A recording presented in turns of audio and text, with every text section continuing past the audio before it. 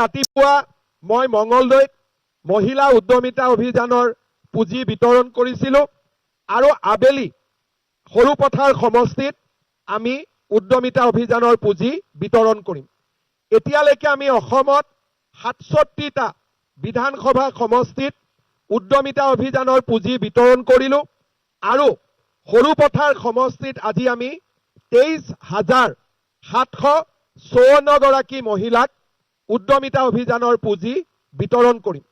ইয়াৰে গাঁও অঞ্চলৰ ২১,৮৭৪ গৰাকী আৰু নগৰ অঞ্চলৰ ১,৮৮০ গৰাকী। যদিও আমি ১০,০০০ টকাকৈ এজনে পাইছো, ২৩,০০০ মহিলাই ১০,০০০ টকাকৈ পাব। ১০,০০০ক ২৩,০০০ পূৰণ কৰিলে কিমান হ'ব?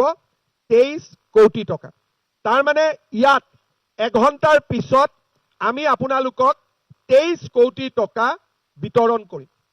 আৰু গোটেই অসমত আমি কিমান মহিলাক এই আঁচনি দিছো? ৩২ লাখ। ৩২ লাখ মহিলাক ১০,০০০ টকা দিওঁতে কিমান যাব? ৩,২০০ কোটি যাব। মাহত আমি ৪০ লাখ মহিলাক অৰুণোদয় আঁচনি দিওঁ। ১২৫০ টকা কৰি মাহত যেতিয়া আমি অৰুণোদয় দিওঁ, আমাৰ কিমান খৰচ হয়? ৫০০ কোটি টকা। বছৰত কিমান হয়? ৬,০০০ কোটি টকা। আৰু এইবাৰ ২০ ফেব্ৰুৱাৰীত আমি যেতিয়া আপোনালোকক একেলগে ৮,০০০ টকা আপোনালোকৰ একাউণ্টত জমা দিম, তেতিয়া ৪০ লাখ মহিলাক ৮,০০০ টকা দিওঁতে কিমান টকা খৰচ হ'ব? আকৌ ৩,২০০ কোটি টকা। ইমান টকা আগতে অসমৰ মহিলাসকলৰ একাউণ্টত কেতিয়াও সোমোৱা নাছিল। মহিলাসকলক আগতে আমি মিটিঙত লৈ যাওঁ, অলপমান সূতা, অলপমান আঁঠুৱা, ইমানেই। ৰাতিপুৱাৰ পৰা গধূলিলৈকে মহিলাসকল মিটিঙত আহিব, প্ৰচেছনত যাব। কোনেও মহিলাসকলৰ কাৰণে আগতে চিন্তা কৰা নাছিল। প্ৰথমবাৰ মহিলাসকলৰ সন্মানৰ বাবে বিজেপি চৰকাৰে উদ্যমিতা অভিযান আনিছে। প্ৰথম কিস্তিত ১০,০০০, অৰুণোদয় আঁচনি আনিছে ৪০ লাখ মহিলাক, নিযুত মইনা আঁচনি আনিছে আমাৰ ছোৱালীবিলাকে যাতে কলেজত পঢ়িব পাৰে। আমাৰ অসমত এইখন কনকলতাৰ দেশ, এইখন সতী সাধনীৰ দেশ, এইখন ৰাধিকাৰ দেশ, এইখন ভোগেশ্বৰী ফুকননীৰ দেশ। কিন্তু আমাৰ মহিলাসকলক কোনো চৰকাৰে আগত কেতিয়াও ইমান সন্মান আৰু গুৰুত্ব দিয়া নাছিলে। আজি আপোনালোকে চাওক, আমাৰ অসমত এই উদ্যমিতা অভিযানৰ নামত গোটেই অসমতে আজি মাতৃশক্তি জাগ্ৰত হৈছে। একো গৰাকী মহিলাই ৰাতিপুৱা ৬টা, ৭টা, ৫টা বজাত মিটিঙলৈ আহিছে। কিহৰ কাৰণে? অকল ১০,০০০ টকা ল'বৰ কাৰণে নহয়, যে আমাক চৰকাৰে সন্মান দিছে। আগতে কি কৰিছিলে? মহিলাক কোনেও সন্মান দিয়া নাছিলে। আজি চৰকাৰে প্ৰতিটো দিনাই মহিলাৰ কথা চিন্তা কৰিছে আৰু মহিলাসকলৰ লাভ হোৱাকৈ আজি আঁচনি প্ৰস্তুত কৰিছে। আপোনালোকে চাব, এতিয়া ঘৰত ১০ তাৰিখে অৰুণোদয় আহে, ৮ তাৰিখে আমাৰ গিৰিয়েকসকলে কি কয়? ঐ মোবাইলত চাই থাকিবি দেই, অৰুণোদয় মেছেজ আহিব। হয় নে নহয়? তাৰ মানে অৰুণোদয়টো এতিয়া মহিলাসকলৰ বাবে এটা উপাৰ্জন, ঘৰখনৰ বাবে এটা উপাৰ্জনত পৰিণত হৈছে। মাজে মাজে মোক কোনোবাই কয়, কিয় অৰুণোদয় দিব লাগে? এদিন যদি ১০ তাৰিখে অৰুণোদয় নাহে, আমাক মোবাইলত মেছেজ অহা আৰম্ভ হৈ যায় যে মামা কি হ'ল, অৰুণোদয় পোৱা নাই। আৰু মহিলাসকলে সোধা কথা বেলেগ কথা, মিটিঙত আহিলে পুৰুষসকলে বেছিকৈ সোধে যে মামা অৰুণোদয়টো বন্ধ হ'ল নেকি? তাৰ মানে আজি আমাৰ জীৱনত অৰুণোদয় এটা গুৰুত্বপূৰ্ণ অংগ হৈ পৰিছে। টকাটো ডাঙৰ কথা নহয়, এই অৰুণোদয়টো বেংকৰ একাউণ্টত সোমোৱাৰ কাৰণে, পুৰুষৰ একাউণ্টত নহয়, মহিলাৰ একাউণ্টত সোমোৱাৰ কাৰণে আজি ঘৰত মহিলাসকলৰ সন্মান বাঢ়িছে। আমি যোৱা ৪ বছৰ অৰুণোদয় প্ৰতি মাহতে দি আছো, বন্ধ হোৱা নাই। প্ৰথমতে ১৮ লাখ মহিলা, তাৰপিছত ২৪ লাখ মহিলা, এইবাৰ আমি ৪০ লাখ মহিলাক অৰুণোদয় আঁচনি দিছো। লগতে আপোনালোকে অলপ চিন্তা কৰিলে পাব যে মহিলাসকলৰ সমস্যা কি। পুৰুষে বহুত কথা ঘৰখনত সন্মুখীন হ'বলগীয়া নহয়। ল'ৰাজন স্কুলৰ পৰা আহিছে, ভাতটো বনাই দিব লাগে, ঘৰত বোলে চাউল কম, গেলামাল দোকানীৰ পৰা চাউল বাকীত আনিলো, পইচা ঘূৰাই দিব পৰা নাই, সদায় কথা শুনাই। ঘৰত এজন অতিথি আহিছে, বহালো, চাহকাপ খাওক, পাকঘৰত গলো, চেনি নাই, আকৌ বাতিটো লৈ কাষৰ ঘৰত যাব লাগে যে অকণমান চেনি দিয়ক। এই কথাবোৰ আমি পুৰুষে দেখা নাপাওঁ, কাৰণ আমি পুৰুষসকল ঘৰৰ বাহিৰত থাকো। ঘৰখন চলাবৰ কাৰণে যিটো কষ্ট হয়, যিটো মানসিক সমস্যা হয়, সেইটো পুৰুষে মাহৰ মূৰত এদিন গম পাব, কিন্তু মহিলাগৰাকীয়ে সদায় এই সমস্যাৰ লগত যুঁজিব লাগে। আজি সেইকাৰণে আমি মহিলাসকলৰ সন্মান, চাউলৰ কাৰণে কাৰো ওচৰত হাত পাতিব নালাগে। 20 কেজিকৈ হলেও ঘৰত চাউল পাম, বজাৰত কিনিলে 700 টকা 800 টকা লাগিব। মোদী ডাঙৰীয়াই আজি আমাক বিনা পইচাত চাউলখিনি দিছে। আজি আমি যোৱা মাহলৈকে 117 টকাত 1 কেজি দালি, 1 কেজি চেনি আৰু 1 কেজি নিমখ দিছিলো। মোক মহিলাসকলে ক'লে যে 120 টকা দিলে 3 টকাটো আৰু ঘূৰাই নিদিয়ে। তেতিয়া মই কি কৰিলো যে ঠিক আছে, 3 টকা ঘূৰাই দিব নালাগে, 100 টকা দিলেই 1 কেজি দালি, 1 কেজি চেনি, 1 কেজি নিমখ ঘৰত পাব। আপোনালোকে কিনিছে নে নাই? আপোনালোকে কিনা নাই? কোনে কোনে কিনিছে হাত ডাঙক? কিনিছে? চাউলখিনি, দালিখিনি ভাল নে বেয়া? নিমখ ভাল নে বেয়া? চেনিখিনি ভাল নে বেয়া? এতিয়া আপোনালোকে কওক যে এই যে 100 টকাটোত আমি দি আছো, যদি অহাবাৰ আপোনালোকে বিজেপি চৰকাৰ আনে, আমিতো দালি, চেনি, নিমখখিনি বিনা পইচাতে দি দিব পাৰিম। ভাল হ'ব নে বেয়া হ'ব? বিনা পইচাতে পালে ভাল হ'ব নে বেয়া হ'ব? বিজেপিক ভোট দিব নে নিদিয়ে? কোনে কোনে দিব হাত ডাঙকচোন। এইবাৰ কোনে কোনে নিদিয়ে হাত ডাঙক? কোনে কোনে নিদিয়ে হাত ডাঙক? কোনেও হাত ডাঙা নাই দেই, মই কিন্তু মনত ৰাখি থলো। হ'ব, পিছত ইলেকশ্যন আহিলে আকৌ ইফাল সিফাল হলে গণ্ডগোল হ'ব। চবে দিব নে নিদিব বিজেপিক ভোট? দিব। এতিয়া চাউল হ'ল, দালি, চেনি, নিমখ, অৰুণোদয়। মানসিকভাৱে আমি অলপ শান্তি পালো। এতিয়া আমাৰ লক্ষ্য কি? যে আমি লাখপতি বাইদেউ হ'ব লাগে। কোনোবাই ক'ব যে লাখপতি বাইদেউ হ'ব পাৰি নেকি? মুখ্যমন্ত্ৰীয়ে ক'লেই হ'বনে? কিন্তু আপোনালোকে জানি ভাল পাব যে আমাৰ অসমত 40 লাখ মহিলা আত্মসহায়ক গোটত আছে, আৰু এই 40 লাখ মহিলাৰ 8 লাখ মহিলা ইতিমধ্যে লাখপতি বাইদেউত পৰিণত হৈছে। তাৰমানে আজি আমাৰ অসমত 8 লাখ মহিলাই বছৰত 1 লাখ টকাতকৈ বেছি ব্যৱসায় বাণিজ্য কৰি আছে।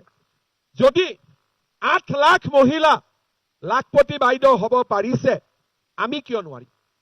আমি যদি চেষ্টা কৰো, চৰকাৰে যদি আমাক সহায় কৰে, আমিও লাখপতি বাইদেউ হ'ব পাৰিম।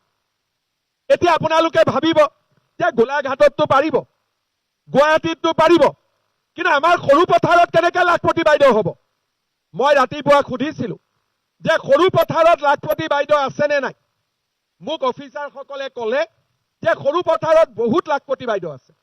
আমাৰ ইয়াৰে 12মুখীয়া গাঁৱৰ স্বপ্নাজ্যোতি শইকীয়া বাইদেউ ছাগলীৰ পালন কৰি মাহত 12,000 টকা উপাৰ্জন কৰে, আৰু বছৰত 1,44,000 টকা উপাৰ্জন কৰে। আমাৰ গন্ধকৰৈ গাঁৱৰ পপী খণ্ডিকৈ বাইদেৱে এখন গেলামালৰ দোকান দি মাহত 35,000 টকাৰ ব্যৱসায় কৰে, বছৰত 4,20,000 টকাৰ ব্যৱসায় কৰে। তাৰমানে সৰু পথাৰতো আমাৰ মাজত লাখপতি বাইদেউ আছে। যদি অসমৰ 8 লাখ মহিলা লাখপতি বাইদেউ হ'ব পাৰে, আমি কিয় নোৱাৰিম? এতিয়া আপোনালোকে ভাবিব যে আমি লাখপতি বাইদেউ হলে মুখ্যমন্ত্ৰীৰ কি লাভ হ'ব? মোৰ কি লাভ হ'ব? 1 লাখ মহিলা যদি লাখপতি বাইদেউ হয়, আৰু 1 লাখ টকা যদি উপাৰ্জন কৰে 32 লাখ মহিলাই, তেতিয়া আমাৰ অৰ্থনীতিত 32,000 কোটি টকা উপাৰ্জন হ'ব।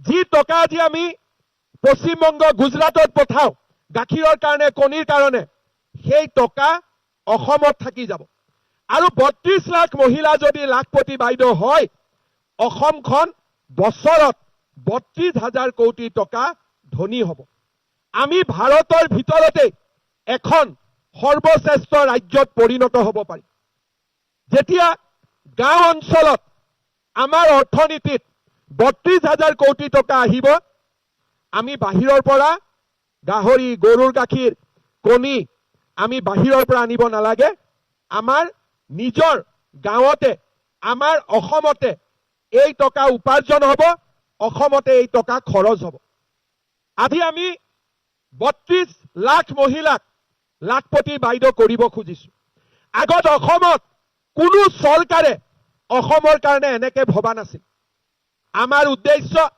মহিলাৰ চাউল বিনামূলীয়া হ'ব দালি নিমখ চেনি কম দামতে পাব ১২৫০ টকা অৰুণোদয় পাব ছোৱালী ল'ৰাৰ কলেজৰ পঢ়াৰ খৰচ চৰকাৰে দিব মাহত কলেজত অহা যোৱা কৰা খৰচো চৰকাৰে দিব ঘৰৰ চিন্তা কমিব আৰু আমি চৰকাৰৰ পোৱা টকাৰে কিবা নহয় কিবা এটা ব্যৱসায় খুলিম আৰু লাখপতি বাইদেউ হবৰ কাৰণে আমি চেষ্টা কৰিম বহুতে ভাবিছে যে ভোটৰ কাৰণে টকা দিছে ভোটটো আমি এনেও পাম বিশ্বজিৎ ফুকনে যিমান কাম কৰিছে সৰু পথাৰত ভোটটো এনেও আপোনালোকে দিব কিন্তু আজি ভোটৰ কাৰণে নহয় আমি আপোনালোকৰ পৰিয়ালত উন্নতি হোৱাটো বিচাৰিছো আপোনালোকৰ ল'ৰা ছোৱালীৰ পঢ়াৰ খৰচ আপোনালোকৰ উৎপাদনৰ জৰিয়তে আহক ঘৰখনলৈ পৰিৱৰ্তন আহক আমি তাৰ কাৰণে এই উদ্যমিতা অভিযান আৰম্ভ কৰিছো ১০,০০০ টকা শেষ নহয় ১০,০০০ টকা আৰম্ভণি বহুতে ভাবিব ১০,০০০ টকা দিলে আমি ধুনীয়াকৈ ১০,০০০ টকা ব্যৱহাৰ কৰিম কাম শেষ নহয় আজিৰ পৰা আপোনালোকৰ কাম আৰম্ভ হ'ল মোৰো দায়িত্ব আজিৰ পৰা আৰম্ভ হ'ল কাৰণ ১০,০০০ টকাৰে আমি লাখপতি বাইদেউ হ'ব নোৱাৰো আমি আৰম্ভণি কৰিব পাৰো কিন্তু ১০,০০০ টকাৰে আমি লাখপতি বাইদেউ হ'ব নোৱাৰো আমি কেনেকে আৰু টকা পাম আগলৈ গৈ আমি কেনেকে আৰু চৰকাৰৰ পৰা সহায় পাম আজি আপোনালোকক মই জনাব খোজো যে এই ১০,০০০ টকা মই কোৱা ৰাস্তাত আপোনালোকে যদি খৰচ কৰে ভৱিষ্যতে চৰকাৰৰ পৰা আপোনালোকে আৰু সহায় পাব আজি আমি অলপ পিছতে ১০,০০০ টকা পাম ১০,০০০ টকাটো আমি কেনেকে খৰচ কৰিম এক নম্বৰ আমি গোটত দিম গোটৰ একাউণ্টত দিলো যিগৰাকী মহিলাই কিবা কৰিব খোজে গোটৰ পৰা তেওঁক আমি লোন দিলো গোটৰ টকা দি বেংকৰ পৰা আৰু টকা ল'ম আৰু আমি একেলগে এটা ব্যৱসায় কৰিম এইটো হ'ল এক নম্বৰ কিছুমানে ক'ব যে আমি গোটত দিব খোজা নাই নালাগে আমি কি কৰিম এই ১০,০০০ টকাটো লৈ নিজৰ এটা আৰম্ভণি কৰিম ছাগলী গাই গৰু চিলাই মেচিন সৰু দোকান বা আন আমি যি কৰিব খোজো কিবা এটা আমি ব্যৱসায় আৰম্ভ কৰিলো কিছুমানে ভাবিব মই গোটতো নিদিওঁ কিন্তু নিজৰো কিবা এটা কৰিবৰ কাৰণে মোৰ ভয় লাগে কোনো কথা নাই আমাৰ হাজবেণ্ডৰ কিবা এটা ব্যৱসায় আছে খেতি আছে ফিচাৰী আছে বজাৰত দোকান আছে পাইকাৰীৰ ব্যৱসায় কৰে হাজবেণ্ডৰ ব্যৱসায়ত এই ১০,০০০ টকাটো লগাই দিয়ক কাৰণ ঘৰৰে কাম গোটত দিয়ক নিজে কৰক নহলে ঘৰৰ ব্যৱসায়টোত হাজবেণ্ডৰ কামত এই ১০,০০০ টকাটো লগাই দিয়ক ৬ মাহ ৭ মাহ পিছত আমি আপোনালোকৰ ওচৰত আৰু আহিম আমি খুদিম যে বাইদেউ ১০,০০০ টকাটো পাইছিলে বোলে পাইছিলো বোলে কি কৰিলে পুৰণা মোবাইলটো বেয়া হৈ গ'ল নতুন মোবাইল এটা কিনিলো কি কৰিলে বোলে মাঘ বিহু আহি গ'ল ভাল কৰি পিকনিক খালো বোলে কি কৰিলে বোলে গেলামাল দোকানত বহুত বাকি আছিল বাকিটো মাৰি দিলো কোনো কথা নাই যেনেকে আছিল তেনেকে থাকিলে আৰু এগৰাকী বাইদেউৰ ঘৰত গলো বাইদেউ কি কৰিলে গাই গৰু এটা কিনিলো বাইদেউ কি কৰিলে চিলাই মেচিন এটা কিনিলো বাইদেউ কি কৰিলে হাজবেণ্ডৰ ফিচাৰীত মাছৰ পোনা আনিলো কি কৰিলে বাইদেউ হাজবেণ্ডৰ দোকানত খৰচ কৰিলোঁ। এই যিখিনি মহিলাই টকাটো ভাল কৰি ব্যৱহাৰ কৰিব, তেওঁলোকক আমি আৰু এবাৰ মাতিম। দ্বিতীয়বাৰ আমি তেওঁলোকক 25,000 টকাকৈ আমি দিম। কিমান কৰি দিম? পিছফালৰ পৰা কয় কিমান কৰি দিম? এতিয়া 25,000 ল'ব কাৰ কাৰ ইচ্ছা আছে হাত দাঙক। বাইদেউহঁতৰ ইচ্ছা নাই না? আছে, ইচ্ছা আছে? এইফালে ইচ্ছা আছে নে নাই? আছে। তাৰ মানে 25,000 ল'ব আমাৰ ইচ্ছা আছে, কিন্তু 25,000ত শেষ নহয়। 25,000 লোৱাৰ পিছত প্ৰথম বছৰ 10,000 হ'ল, দ্বিতীয় বছৰ 25,000 হ'ল, তৃতীয় বছৰ আমি আপোনালোকৰ ঘৰত আকৌ আহিম যে বাইদেউ প্ৰথম 10 পালে, পিছৰবাৰ 25 পালে, আপোনালোকে টকাটো কেনেকে খৰচ কৰিছে? বোলে নহয়, এতিয়া আমাৰ ব্যৱসায় ভাল হ'ল, গৰু এটা আছিল, দুটা হ'ল, দোকানখন ভাল আছিল, পুখুৰীত মাছবিলাক ডাঙৰ হৈছে। তৃতীয়বাৰ আমি আকৌ ষ্টেডিয়ামত আপোনালোকক মাতিম আৰু তৃতীয়বাৰ আমি আপোনালোকক 50,000 টকাকৈ আমি আপোনালোকক আগবঢ়াম। 10,000, 25,000, 50,000, 85,000 টকা আপোনালোকৰ হাতত পৰাৰ পিছত মই বেংকক কম যে এই বাইদেউসকলে আমাৰ কথা শুনে, 10,000 ধুনীয়াকৈ খৰচ কৰিলে, 25,000 কৰিলে, 50,000 কৰিলে। এতিয়া বেংকে আপোনালোকক লোন দিব, 1 লাখ, 1.5 লাখ, 2 লাখ, আপোনালোকে নিজৰ ব্যৱসায়ত আগবাঢ়ি গৈ থাকিব। তাৰমানে এই আঁচনিখন 10,000ৰ আঁচনি নহয়। এই আঁচনিখনে আপোনালোকক লাখপতি বাইদেউ বনাব খোজে।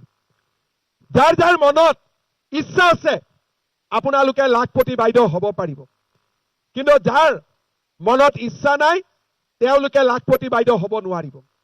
আমি অসমত ইতিমধ্যে 15 লাখ মহিলাক 10,000 টকাকৈ দিলোঁ। কোনো মহিলাই টকাৰ অপব্যৱহাৰ কৰা নাই। কেইদিনমান আগতে এগৰাকী মহিলাই 10,000 পালে, গিৰিয়েকে 1,000 টকা ৰাখি ল'লে। মহিলাগৰাকী থানা গৈ পাইছে গিৰিয়েকৰ এগেইনষ্টত কেছ দিবৰ কাৰণে। বোলে এইটো টকা নহ'ব, এইটো টকা আমি কামতে খৰচ কৰিম। কিন্তু 20 তাৰিখে যিটো 8,000 টকা পাব, সেইটো দি বিহুৰ কাপোৰ ল'লেও মোৰ কোনো আপত্তি নাই। বুজি পালে? 20 তাৰিখৰ 8,000 টকাটো আপোনালোকে যেনেকে খৰচ কৰে কৰিব, কিন্তু এই 10,000 টকা লাখপতি বাইদেউ হ'বৰ কাৰণে আমি খৰচ কৰিব লাগিব। কোনে কোনে গোটেই কথাখিনি বুজি পালে হাত দাঙক। বাপৰে, মই দেখোন কলেজত প্ৰফেচাৰে হ'ব পাৰিম, চবে ইমান ধুনীয়াকৈ বুজি পালে। এবাৰতে বুজি পালে নে আৰু যে বুজি পোৱাব লাগিব? আচ্ছা, এতিয়া কওক কাৰ কাৰ মোবাইল কিনিব এই পইচা দি? হাত উঠাওক। কোনে কোনে পিকনিক খাব এই টকা দি? হাত উঠাওক। কোনেও নুঠায়। সকলোৱে বুজি পাইছে? তাৰ মানে অহাবাৰ যেতিয়া মই আকৌ 25,000 টকা দিব আহিম, ইমানে মহিলা থাকিব লাগিব। কোনোবা ফেল কৰিব নেকি? কোনে কোনে ফেল কৰাৰ ইচ্ছা আছে হাত দাঙক। কাৰ কাৰ পাছ কৰাৰ ইচ্ছা আছে হাত দাঙক। বাপৰে, গেলাৰীত পাছ কৰা অলপ মানুহ কম আছে। পাছ কৰিব নে ফেল কৰিব? ঠিক আছে, ইয়াতো পাছ কৰিব। মোক অফিচাৰ বিলাকে কৈছিলে যে ছাৰ 10,000টোতে সামৰণি মাৰি দিয়ক, কাৰণ মহিলাবিলাকৰ যিটো মুড দেখিছো 25,000টো লৈহে এৰিব। মই বোলো চিন্তা কৰিব নালাগে, আমি টকা যোগাৰ কৰিম, 25,000ও দিম, 50,000ও দিম। অসমৰ এটা বহুত ডাঙৰ কাম হ'ব যদি ইমান মহিলাক আমি লাখপতি বাইদেউ বনাব পাৰো। এতিয়া আপোনালোকে কওক, অহা 20 তাৰিখে 8,000 পাব বুলি বিশ্বাস আছে নে নাই? কিজানি মই এনে কৈছো, মামাই কিজানি মিছা কথাই কৈছে। মই যিটো কওঁ সেইটো কৰো নে নকৰো? তাৰমানে 25,000ও পাম বুলি মনত বিশ্বাস আছে নে নাই? 50,000ও পাম বুলি মনত বিশ্বাস আছে নে নাই? আপোনালোকে সকলোৱে আজিৰ পৰা লাখপতি বাইদেউ হবৰ কাৰণে চেষ্টা কৰক। আমি আপোনালোকক ট্ৰেইনিং দিম, প্ৰশিক্ষণ দিম আৰু আমি আপোনালোকক আগবঢ়াই লৈ গৈ থাকিম।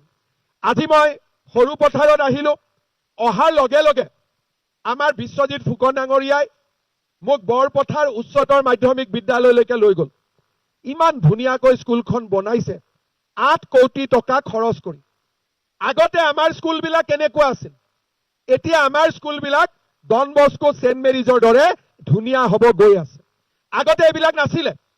এই যিখন ষ্টেডিয়ামত আমি কথা পাতি আছো, লাভলিনাৰ নামত 12 কোটি টকাৰে এই ষ্টেডিয়ামখন বিশ্বজিৎ ফুকনে নিৰ্মাণ কৰিছে। আজি সৰুপথাৰ সমষ্টিত 33,387 গৰাকী মহিলাই অৰুণোদয় আঁচনি পাইছে। আজি লগত মই 2,000 যোগ কৰি দিলো, তাৰমানে নোপোৱাসকলেও পাব 35,000 হ'বগৈ। আজি আমাৰ সৰুপথাৰ সমষ্টিত নিযুত মইনা আঁচনিৰ জৰিয়তে 4,680 গৰাকী ছোৱালীয়ে মাহিলী চৰকাৰৰ পৰা পুঁজি পাইছে। এতিয়ালৈকে ছোৱালীবিলাকে পাই আছিলে, 1 ফেব্ৰুৱাৰীৰ পৰা ল'ৰাবিলাকেও পাব। মইনা আঁচনিও চলিব, বাবু আঁচনিও চলিব। তাৰমানে মাক বাপেকৰ ল'ৰাৰো চিন্তা নাই, ছোৱালীৰো চিন্তা নাই। পইচা আহিব, পঢ়িব লাগে। আমাৰ সৰুপথাৰত 48,544খন ৰেচন কাৰ্ড দিয়া হৈছে। বিনামূলীয়া চাউল পাইছে, 100 টকাত দালি, চেনি, নিমখ পাইছে। আজি আমি নাওঘাট দলঙৰ পৰা চুঙাজান হৈ সৰুপথাৰলৈ 22 কিলোমিটাৰ ৰাস্তা 72 কোটি টকাৰে আমি নিৰ্মাণ কৰিছো। আমাৰ এই সমষ্টিত আজি এফালৰ পৰা যদি চাব যাওঁ, গড়গাঁৱৰ পৰা লান্থাজান পথলৈ, উৰিয়াম ঘাটৰ পৰা ৰজাপুখুৰীলৈ দলং নিৰ্মাণ, বিজ্ঞান মহাবিদ্যালয়, ধূপগুৰি উচ্চতৰ মাধ্যমিক বিদ্যালয়ত কাম চলি আছে, জগন্নাথ সামূহিক ভৱন। আজি সৰুপথাৰ সমষ্টিত আমি ভাবিব নোৱাৰা পৰিৱৰ্তন। মই যেতিয়া ইলেকশ্যনৰ সময়ত সৰুপথাৰত আহিছিলো, উৰিয়াম ঘাট আদিত মানুহে মোক এটাই কথা কৈছিল যে সমষ্টিটোত ৰাস্তা লাগে। ৰাস্তা নাছিলেই। আজি আমাৰ ইয়াৰ প্ৰত্যেকটো ৰাস্তা বিশ্বজিৎ ফুকন ডাঙৰীয়াৰ নেতৃত্বত পৰিৱৰ্তন হৈছে। আহি থাকোতে বৰপথাৰত ধুনীয়া এখন শিশু উদ্যানো দেখা পালো। এই কামবিলাক দৰিদ্ৰ ৰাইজৰ সুবিধা আৰু সৰুপথাৰ সমষ্টিৰ উন্নয়ন। লাহে কৰি চাহ বাগিচাৰো আমি শ্ৰমিকসকলক মাটিৰ পট্টা দিয়াৰ কাম হাতত ল'ম। এই কামবিলাক আগত কেনেকৈ হোৱা নাছিল, কোনে কৰা নাছিল? আগতেওতো উদ্যমিতা অভিযান হ'ব পাৰিলেহেঁতেন, আগতেওতো অৰুণোদয় আহিব পাৰিলেহেঁতেন, আগতেওতো সৰুপথাৰ, উৰিয়াম ঘাট, বৰপথাৰৰ ৰাস্তা ভাল হ'ব পাৰিলেহেঁতেন, আগতেওতো ষ্টেডিয়াম হ'ব পাৰিলেহেঁতেন, আগতেওতো স্কুলবিলাক ধুনীয়া হ'ব পাৰিলেহেঁতেন, আগতেওতো ল'ৰা ছোৱালীৰ পঢ়াৰ ব্যৱস্থা কৰিব পৰা গ'লহেঁতেন। আপোনালোকে চিন্তা কৰক, আগৰ চৰকাৰে কৰিব পৰা কামবিলাকো নকৰিলে।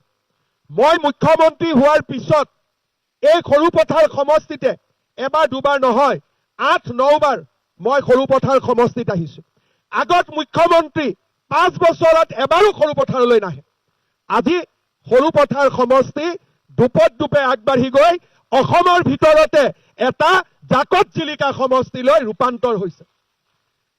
কাৰ নেতৃত্বত ইমান কাম হৈছে? আজি কোনে আমাক ইমান সুন্দৰ কৰি মিটিঙত মাতিছে? কোনে আমাৰ ভাত খোৱা পৰ্যন্ত খবৰ ৰাখিছে? আজি আমাৰ সমষ্টিৰ বিধায়ক বিশ্বজিৎ ফুকন ডাঙৰীয়াই এক নতুন সৰুপথাৰৰ নিৰ্মাণ কৰিছে। আমি ইলেকশ্যনত জিকাব লাগিব নে নাই? আৰু এবাৰ বিশ্বজিৎ ফুকনক লাগিব নে নালাগিব? অলপ ডাঙৰ কৰি কওক, মোৰ কাণখন আজি অলপ বতাহ সোমাই আছে। আমি বিশ্বজিৎ ফুকনক জিকাব লাগিব নে নালাগিব? বিজেপিক জিকাব লাগিব নে নালাগিব? বঢ়িয়া। আপোনালোকে নিশ্চিতভাৱে মোদী ডাঙৰীয়াক ইলেকশ্যনত আকৌ এবাৰ জিকাব আৰু বহুত কাম আমি কৰিব পাৰিম। এতিয়াতো মইতো এবাৰ প্ৰথম মুখ্যমন্ত্ৰী হৈছো। মইতো মানুহক কৈ আছো যে নাটকৰ আগতে নৃত্য নাটিকা ওলাই নহয়।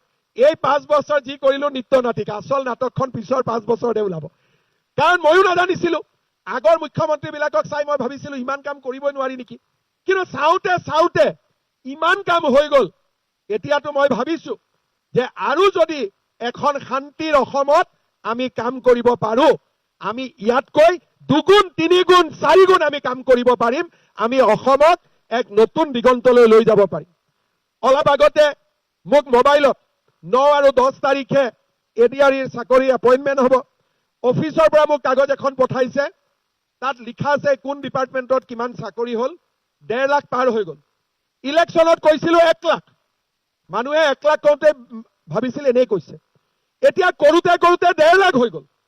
তাৰ মানে অহা 5 বছৰত 1.5 লাখ গৈ 2 লাখ 3 লাখ হ'বগৈ চাকৰিত টকা পইচাও আজিকালি দিব নালাগে আৰু নিবনুৱা যুৱক যুৱতীয়ে কৰ্মসংস্থাপনৰ সুবিধা পাইছে আৰু লগতে আপোনালোকে জানেই যে আমি অসমখনক ৰক্ষা কৰিবৰ কাৰণেও আমি কিমান কাম কৰি আছো বিদেশী নাগৰিক আহে লগে লগে উলিয়াই দিয়া আমাৰ মাটিত অচিনাকি মানুহবোৰ বহিছে এভিকশন কৰা উৰিয়াম ঘাটত এভিকশন হৈ গ'ল আজি তেজপুৰত এভিকশন হৈ আছে কিমান মাটি আমি এভিকশন কৰিলো 1.5 লাখ বিঘা এতিয়ালৈকে যিবিলাক আমাৰ মাটি আছিলে অচিনাকি মানুহবিলাকে দখল কৰি থৈছিলে এটা এটাকৈ গটিয়াই আমি উলিয়াই আছো 1.5 লাখ বিঘা মাটিৰ পৰা 1.5 লাখ বিঘা মাটিৰ পৰা যাতে আমাৰ অসমখন সদায় আমাৰ হৈ থাকিব পাৰে আগতে এই কথাবিলাক কোনেও চিন্তা কৰা নাছিল এই বছৰ মোক কাজিৰঙাৰ পৰা হিচাপ দিছে যে 2025 চনত এটাও গড় মৰা নাই আপোনালোকে চিন্তা কৰক কংগ্ৰেছৰ দিনত প্ৰতি মাহতে 2-3টাকৈ গড় মৰিছিল এতিয়া বিজেপি চৰকাৰৰ দিনত 2025 24 23 মই মুখ্যমন্ত্ৰী হোৱাৰ পিছত গড় এটাও মৰা নাই বুলি ক'লেও বেছিকৈ কোৱা নহব এই কামবিলাক কেনেকৈ হ'ল কাৰণ আমি অসমৰ ৰাইজৰ কাৰণে কাম কৰিব বিচাৰো আজি আপোনালোকে চাওক আজি 10,000 পাব 20 তাৰিখে 8,000 পাব কোনেও ভাবা নাই যে হিমন্ত বিশ্ব শৰ্মাই মিছাই কৈছে সবেই ভাবিছে কলে যেতিয়া পালোই এই বিশ্বাস চৰকাৰৰ ওপৰত আগত নাছিল আজি ৰাইজে চৰকাৰক বিশ্বাস কৰে আজি ৰাইজে বুজি পায় যে এইখন চৰকাৰে যি কৰিম বুলি কয় তাক কৰি দেখুৱায় শ্ৰদ্ধাৰ ৰাইজ আপোনালোকে এনেকৈ আমাক আশীৰ্বাদ দি থাকিব সকলোৱে মিলি আমি এখন নতুন অসম গঢ়িম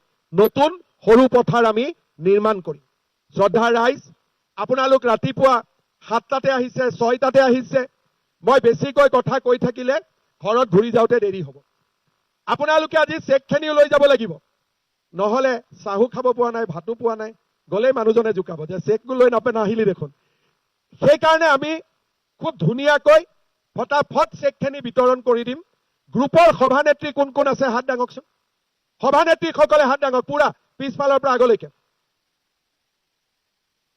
ঠিক আছে আমি মঞ্চত ভিঅ বাইদেউসকলক চেকখিনি দিম ভিঅ বাইদেউসকলে গ্ৰুপৰ সভানেত্ৰীসকলক চেক কেইখন দিব আৰু গ্ৰুপৰ সভানেত্ৰীসকলে ইয়াতেই আপোনালোকক মেম্বাৰসকলক চেকখিনি বিতৰণ কৰি দিব ঘৰত যাম বুলি ক'লে নহব ঘৰত দিম বুলি ক'লে আকৌ 300-400 টকা যাব পকেটৰ পৰা গতিকে কোনো চেক ঘৰত নহয় চেক ইয়াতে লৈ যাম 1 ঘণ্টাৰ ভিতৰতে সকলোৱে চেক পাই যাব আৰু চেকখিনি লৈ ভাতটো ক'ত খুৱাইছা কাষতে ভাত পানীও আছে ভাত পানী খাই যাব আৰু গোটেই ৰাস্তাত বিশ্বজিৎ ফুকনক আশীৰ্বাদ দিব দে সকলোৱে দিবনে নিদিব ঠিক আছে মোক দিয়ক নিদিয়ক বিশ্বজিৎ ফুকনক দিবই কিন্তু হ'ব বিশ্বজিৎক দিলে ময়ো পাই যাম মই কাঢ়ি লৈ ল'ম অলপমান হ'ব বিশ্বজিৎ ফুকনক আপোনালোকে আশীৰ্বাদ দিলে মই বিশ্বজিৎৰ পৰা কাজিয়া কৰি 10% মান কাঢ়ি লৈ ল'ম যে 10% মোৰ মূৰৰ ওপৰত দিয়ক বহুত বহুত ধন্যবাদ মোৰ লগত একেলগে ক'ব